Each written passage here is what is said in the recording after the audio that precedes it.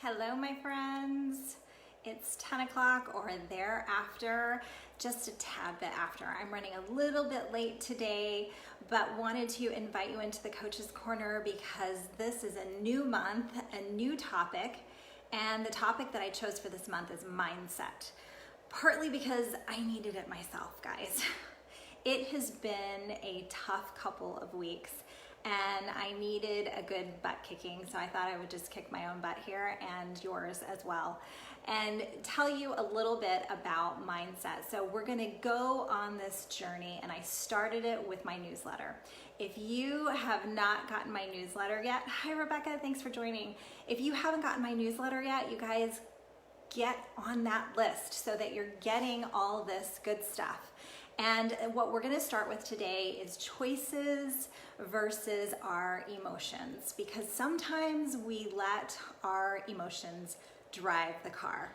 You have probably heard me talk about the baby in the back seat. If you haven't, this is my analogy. I don't know if you've ever ridden in the car with a child. If you don't have children, let me tell you how it goes. If you've got a baby and you're on a long road trip and they're in the back seat, sometimes they get a little cranky, they start crying, they're making a fuss, and all you can hear is that darn baby in the back seat.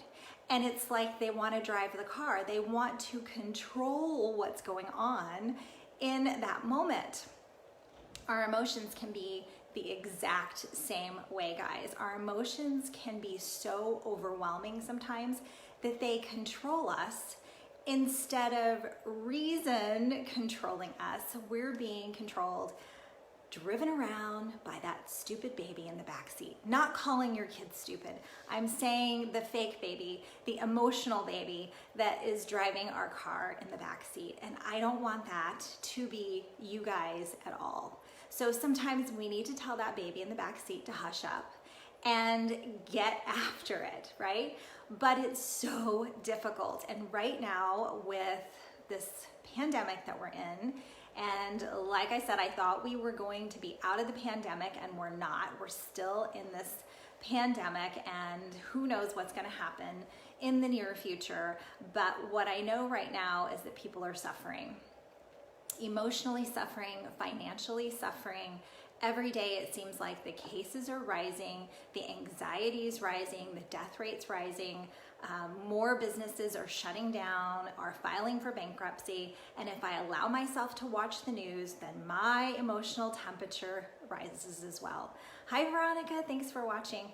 So we're left with all of these feelings, and you know, I talked about the death of my brother-in-law last week, and it just weighs heavy, you guys. And I know I'm not the only one that has been touched by this with death in the family. I know you guys have probably been touched as well.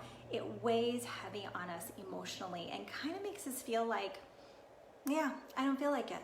I don't feel like it today. I'm not gonna do it. Whatever that it thing is, it's supposed to be healthy for me. I'm not feeling it.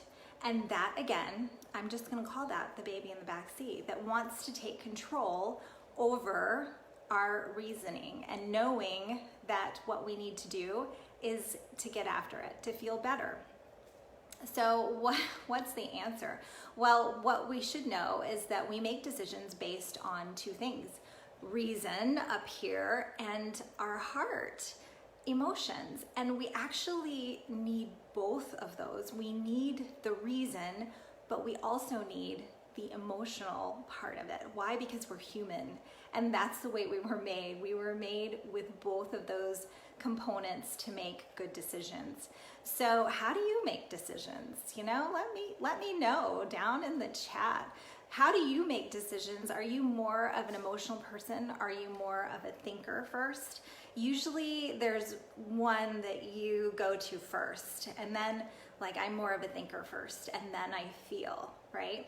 So some people are more feelers first, and then they think in a situation. So which one are you? You've got to have both components. The question is, which one's driving your car? Which one is going to lead you to health? And you know, I talk a lot, Audrey and I talk a lot about health and wellness in here. And it may sound like white noise at this point. White noise because we're so freaking overwhelmed that our mind just can't absorb it anymore. You just can't, take it all in. So I'm here to tell you to just calm down. Let's get back to reason, right? Feel the emotion. I'm not ever gonna say don't feel the emotion. Veronica, you're a thinker first. That's good. That's good. You still have to have the component of feeling. You still do. You gotta be in touch and aware, and that's the strategy I want you guys to take. Feel whatever it is that you feel. It's okay to feel that anxiety, but I also want you to bring yourself back to what's the next best decision that I can make right now? What's the next best step for me? Just one baby step, whatever that is. If you're feeling overwhelmed right now and your mindset and your mind space is not right, and you know it, you can feel yourself going down that road of anxiety or depression or whatever, sad space you want to call it, okay. But ask yourself, what's the next best step that I can do right now that's going to change my mental outlook, my mindset, and get me moving in a positive direction, a positive headspace? And that's all it takes. It just takes some momentum. And we're gonna talk about motivation when it comes to mindset next Friday. But today I just wanted to tell you, you've got a choice. There's a choice, and you're either moving towards healthy in that choice or you're moving away from healthy. But make no mistake, there's no neutral. There's no neutral. You're either moving towards health or you're moving away from health. And so in that mindset, it's the same thing. Am I in a healthy mindset? And if you're not, if you know that you're not, that's the first step, right? We gotta be aware of where we're at.